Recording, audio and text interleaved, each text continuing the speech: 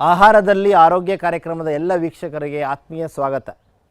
ಆತ್ಮೀಯ ವೀಕ್ಷಕರೇ, ಸರಿಯಾದ ಆಹಾರವನ್ನು ತಿನ್ನೋದ್ರ ಮೂಲಕ, ನಮ್ಮ ಆಹಾರದಲ್ಲಿ ಬದಲಾವಣೆ ಮಾಡೋದ್ರ ಮೂಲಕ ಬೆಳಗಿಂದ ರಾತ್ರಿಯವರೆಗೂ ತಜ್ಞ ವೈದ್ಯರು ತಿಳಿಸಿದಂಥ ಸರಳ ಆಹಾರ ಕ್ರಮವನ್ನು ಅನುಸರಿಸೋದ್ರ ಮೂಲಕ ನಮಗಿರುವಂತಹ ದೀರ್ಘಕಾಲೀನ ರೋಗಗಳನ್ನು, ಕಷ್ಟಕರವಾದ ತೊಂದರೆಗಳನ್ನು ಪೂರ್ತಿಯಾಗಿ ಕಡಿಮೆ ಮಾಡಿಕೊಳ್ಬೋದು ಅನ್ನೋದನ್ನು ಸಾಬೀತುಪಡಿಸಿದೆ ಆಹಾರದಲ್ಲಿ ಆರೋಗ್ಯ ಕಾರ್ಯಕ್ರಮ. ಇವತ್ತು ಸಾವಿರಾರು ಜನ ನಾವು ಹೇಳಿದಂಥ ಉಪಾಯಗಳನ್ನು ಪಾಲಿಸಿ ನಮ್ಮ ಹತ್ರ ಬಂದು ಚರ್ಚೆ ಮಾಡಿ ಆಹಾರದ ಪಟ್ಟಿಯನ್ನು ತೆಗೆದುಕೊಂಡು ಅದನ್ನು ಮನೆಯಲ್ಲಿ ಅನುಸರಿಸಿ ಉತ್ತಮ ಫಲಿತಾಂಶವನ್ನು ಪಡೆದಿದ್ದಾರೆ. ಸರಳ ಚಿಕಿತ್ಸೆಗಳನ್ನು ಮನೆಯಲ್ಲೇ ಪಡ್ಕೊಂಡು ಸಂಪೂರ್ಣವಾದಂಥ ಒಂದು ರೋಗವನ್ನು ಹೋಗಲಾಡಿಸ್ಕೊಂಡಿದ್ದಾರೆ. ಇಷ್ಟೊಂದು ಶಕ್ತಿ ಆಹಾರಕ್ಕೆ, ವ್ಯಾಯಾಮಕ್ಕೆ, ಯೋಗಾಭ್ಯಾಸಕ್ಕೆ ಇದೆ ಅಂತ ಆದರೆ ನಾವು ಯಾಕೆ ಅದನ್ನು ಅಳವಡಿಸ್ಕೊಳ್ಬಾರ್ದು, ಯಾಕೆ ಅದನ್ನು ತಿಳ್ಕೊಬಾರ್ದು? ಇವತ್ತು ಹೃದಯ ರೋಗ ಒಂದು ದೊಡ್ಡ ಸಮಸ್ಯೆ ಆಗಿದೆ. ಇಡೀ ಪ್ರಪಂಚದಲ್ಲಿ 100 ಹಾರ್ಟ್ ಅಟ್ಯಾಕ್ ಆದರೆ 55 ಭಾರತದಲ್ಲಿ ಆಗ್ತಾ ಇದೆ. ಎಷ್ಟು ಜಾಸ್ತಿ ಆಗಿದೆ ನೋಡಿ. ಇಡೀ ಪ್ರಪಂಚದಲ್ಲಿ 100 ಹಾರ್ಟ್ ಅಟ್ಯಾಕ್ ಆದರೆ 55 ಭಾರತದಲ್ಲಿ ಆಗ್ತಾ ಇದೆ. ಸೊ ಅದರ ಜೊತೆಗೆ ಅತಿ ಹೆಚ್ಚು ಸಸ್ಯಾಹಾರಗಳನ್ನು ಹೊಂದಿರುವಂತಹ ಭಾರತದಲ್ಲಿ ಯಾಕೆ ಇಷ್ಟೆಲ್ಲ heart attack?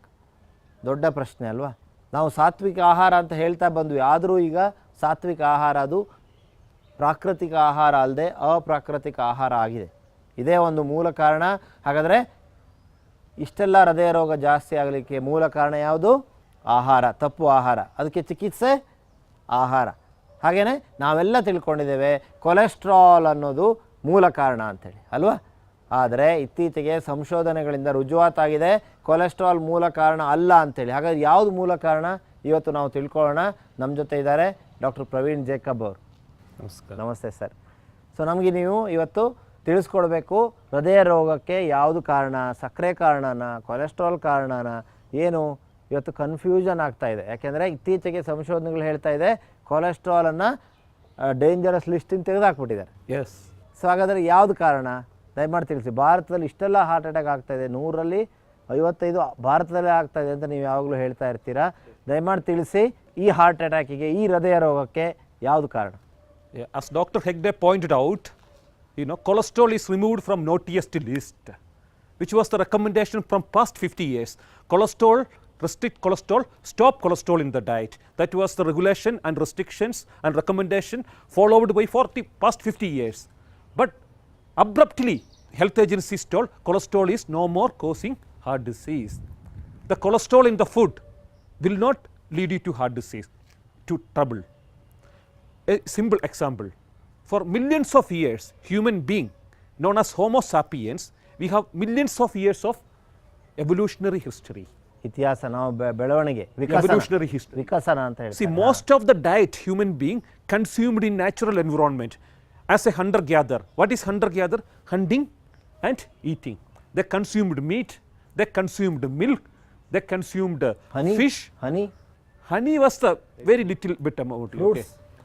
Okay. Fruits also occasionally they had the access to the fruits as well.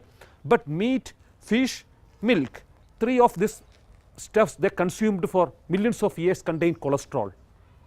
But they did not consume sweets. So sugar is the molecule which came to human menu just 100 years ago. Remember, 100 years ago we have a history of consumption of sugar 100 years, but we have a history of consuming cholesterol for millions of years, around 1 crore years of history. But sugar, very recently, sugar was developed in Europe. Years ಇಂದ cholesterol ನಾವು ತಿಂತಾ ಇದ್ರು, heart problem ಇರಲಿಲ್ಲ. Yes. How we know that heart disease was absent? ಹೇಗೆ 10,000 years ago. Please study about Otzi. One of the mostly studied subject in the world is Otzi. O-T-Z-I, Otzi. Otzi is a man, a dead body who recovered from Alps mountain, 8,000 feet, above the sea level. They found a dead body which was trapped inside the ice. His name is kept as Otzi. He died around 8,000 years ago. When he went for a hunting party, ice fell down to his body, avalanche. Ice fell down to his body, his dead body was trapped inside. So mountaineers, the part of trekking, they found this body, recovered the body, which was brought to Italy. They removed his heart, did dissection, and found there is no record or no trace of any blocks in his heart. ರಕ್ತನಾಳ ಶುದ್ಧವಾಗಿತ್ತು. It's clean. healthy, youthful blood vessel. He was aging around 35. But another study conducted by American Heart Association known as teenage heart studies, thousands of teenage students who died in the accidents, they removed the heart, did the autopsy and found that most of the teenagers who died by accident had significant size of block in the heart, huge block in the heart. But Otzi's heart was free from blocks. Then another example is mummy. Heard about mummy? Egyptian mummies? Egyptian mummies, their dead bodies and heart is preserved in pyramids, inside the pyramids. We have the history today. They did the studies of their heart, mummy's heart, and found that their heart was free from block. And another Eskimos, thousands of Eskimos who died in Alaska, where temperature is minus 10 to minus 50. Even we have hundreds of heart of Eskimos who died thousands of years ago, and there is no trace of any block. What it shows, and 20th century heart disease started beyond any doubt. I can say it is a disease of 20th century which kill 40% of world population today. When 100 people die across the world, 40 are related to block in blood vessel. It is not virus, it is not the bacteria. Earlier 100 years ago, tuberculosis, the bacteria, tuberculosis, leprosy bacteria, viruses, dengue, chikungunya, polioviruses, which were the HIV, which were major killers. But today, accumulation of fat in blood vessel is a major cause of death. Accumulation of fat in blood vessel is a major cause. 40% deaths are related to accumulation of fat in blood vessel. ಸಕ್ಕರೆ ಕಾರಣ ಅಂತ, ಅದೇ fat ಸಕ್ಕರೆ. That's what I am saying. But those people, including Otzi, Eskimos, mummies, there was no access to table sugar. What is table sugar? It's a fructose. It's concentrated fructose. Definitely our ancestors had access to concentrated sugar, that was honey. It was occasionally they had access maybe 2 kg throughout the year. That was the amount of honey they consumed. But today we consume concentrated fructose 30 kg per year. 30 kg sugar per year. And you see, for millions of years we had 2 kg consumption of sugar. That is through the honey. But suddenly from past 100 years it went from 2 kg to 30 kg. And how it is leading you to heart disease? That is a question. ಈಗ ಸಕ್ಕರೆನೇ ಕಾರಣ. Definitely. That's what I'm saying. Please study the all latest recommendation, all latest studies emerging that sugar is the major cause for heart disease, not the cholesterol. ಅದೇ ಸಕ್ಕರೆ ಮತ್ತು ಕೊಬ್ಬು ಸೇರುತ್ತಲ್ಲ, ಈಗ ಮೈಸೂರು ಪಾಕು, ಆಮೇಲೆ sweets. It is invisible, not the sugar. 1 tablespoon of sugar you are putting in the tea, it is not going to do any damage, but it is invisible sugar. For instance, 1 kg of bread contain 300 gram of sugar. Bread, 1 kg of bread contain 30% of sugar. Okay.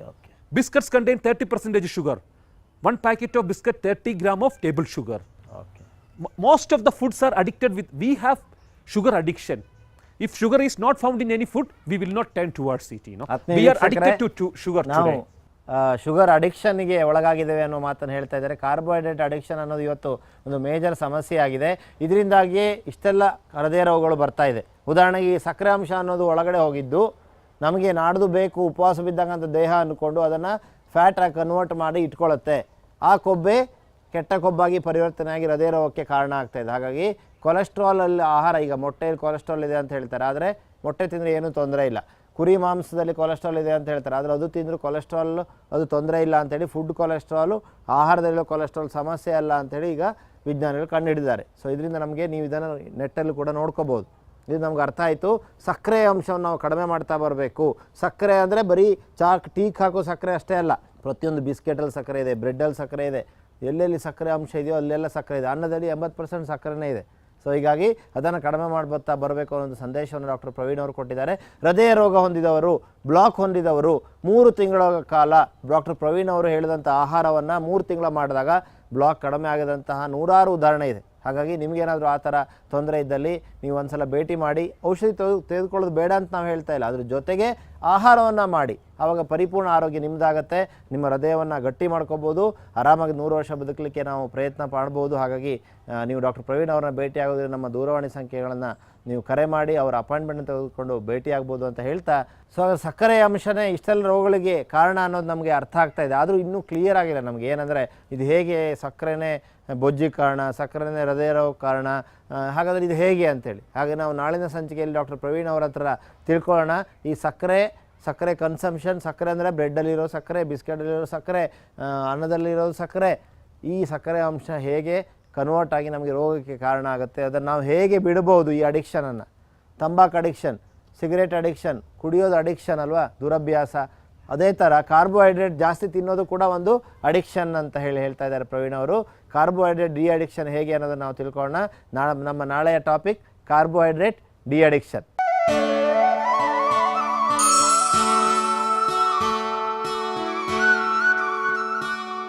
ಇಂದಿನ ದಿನಕ್ಕೊಂದು ನಾಟಿ ಮದ್ದು ಕಾರ್ಯಕ್ರಮದಲ್ಲಿ ನಿಮಗೆ rheumatoid arthritis ಅಥವಾ ಆಮವಾತವನ್ನು ಕಡಿಮೆ ಮಾಡಲಿಕ್ಕೆ, ಅದನ್ನು ಹತೋಟಿಗೆ ತರಲಿಕ್ಕೆ ಒಂದು ಮನೆ ಮದ್ದನ್ನು ಹೇಳ್ಕೊಡ್ಲಿಕ್ಕಿದ್ದೇವೆ.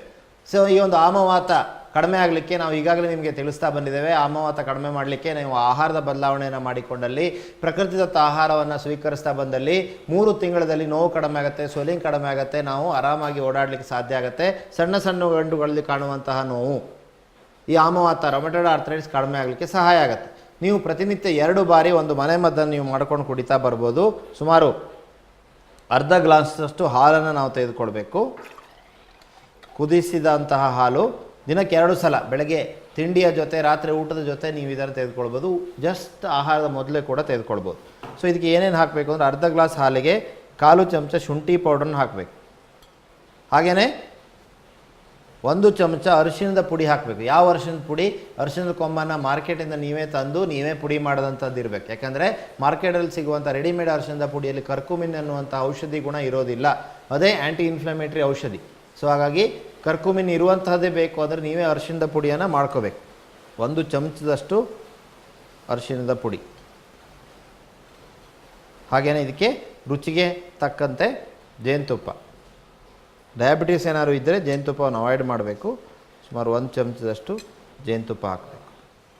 ಸೊ ಹಾಲಿಗೆ ನೀವು ಇಲ್ಲಿ ಹಾಕಿರುವಂಥದ್ದು ಸುಮಾರು 1 ಚಮಚ ಅರಿಶಿಣದ ಪುಡಿ, 1/4 ಚಮಚ ಶುಂಠಿ ಪುಡಿ, ಹಾಗೆಯೇ 1 ಚಮಚದಷ್ಟು ಜೇನುತುಪ್ಪ. ಸೊ ಈ 3 ಹಾಕಿ ಕರಡಿ ಇದನ್ನು ಕುಡಿಯುವಂಥದ್ದು. ಸೊ ದಿನಕ್ಕೆ 2 ಬಾರಿ ಕುಡಿತಾ ಬಂದಲ್ಲಿ, ಆಹಾರದ ಜೊತೆ, ಬೆಳಗ್ಗೆ ತಿಂಡಿ ಜೊತೆ, ರಾತ್ರಿ ಊಟದ ಜೊತೆ ಇದನ್ನು ಸೇವಿಸ್ತಾ ಬಂದಲ್ಲಿ ರೊಮಟಾಯ್ಡ್ ಆರ್ಥರೈಟಿಸ್ ಅಂದರೆ ಯಾವುದು? ಸಂಧಿವಾತ, ಅದರಲ್ಲೂ ಮುಖ್ಯ ಆಮವಾತ, ಸಣ್ಣ ಸಣ್ಣ ಗಂಟುಗಳಿಗೆ ಬರುವಂತಹ ನೋವು ಕಡಿಮೆ ಆಗುತ್ತೆ. ಜೊತೆ ನೀವು ಬಿಸಿನೀರಿಗೆ ಎಪ್ಸಮ್ ಸಾಲ್ಟನ್ನು ಹಾಕಿ ಬಿಸಿನೀರಲ್ಲಿ ಕೈ ಮತ್ತು ಕಾಲನ್ನ ಇಡುವಂಥದ್ದನ್ನು ಮನೆಯಲ್ಲೇ ಮಾಡುವಂಥ ಸರಳವಾದಂಥ ಚಿಕಿತ್ಸೆ. ಹುತ್ತದ ಮಣ್ಣನ್ನು ಬಿಸಿ ಮಾಡಿ ಅದನ್ನು ನೋವು ಇರುವಂಥ ಗಂಟುಗಳಿಗೆ ಹಚ್ಕೊಳ್ಳುವಂಥದ್ದನ್ನು ಮಾಡ್ಬೋದು. ಹುತ್ತದ ಮಣ್ಣಿಗೆ ಸಾಸಿವೆನ ಅರ್ಧ ಹಾಕಿ ಅದನ್ನು ಹಚ್ಕೊಳ್ಳುವಂಥದ್ದು ಮಾಡ್ಬೋದು. ಹಾಗಾದರೆ ಇವತ್ತು ನಾವು ತಿಳ್ಕೊಂಡಿದ್ದೇವೆ ಮನೆ ಮದ್ದು, ನಾಟಿ ಮದ್ದು ಯಾವುದು? ರೊಮಟಾಯ್ಡ್ ಆರ್ಥರೈಟಿಸ್, ಸಂಧಿವಾತ ಅಥವಾ ಆಮವಾತಕ್ಕೆ ಮನೆಯಲ್ಲೇ ಕಡಿಮೆ ಮಾಡಿಕೊಳ್ಳುವಂಥ ಒಂದು ಔಷಧಿ. ದಿನಕ್ಕೆ 2 ಸಲ ಈ ಒಂದು ರುಚಿಕರವಾದ ಹಾಲನ್ನು ಕುಡಿಯುವಂಥದ್ದು. ಹಾಲಿಗೆ ರುಚಿ ಹೆಚ್ಚು ಮಾಡೋದು ಹೇಗೆ, ಔಷಧಿ ಗುಣ ಹೆಚ್ಚು ಮಾಡೋದು ಹೇಗೆ?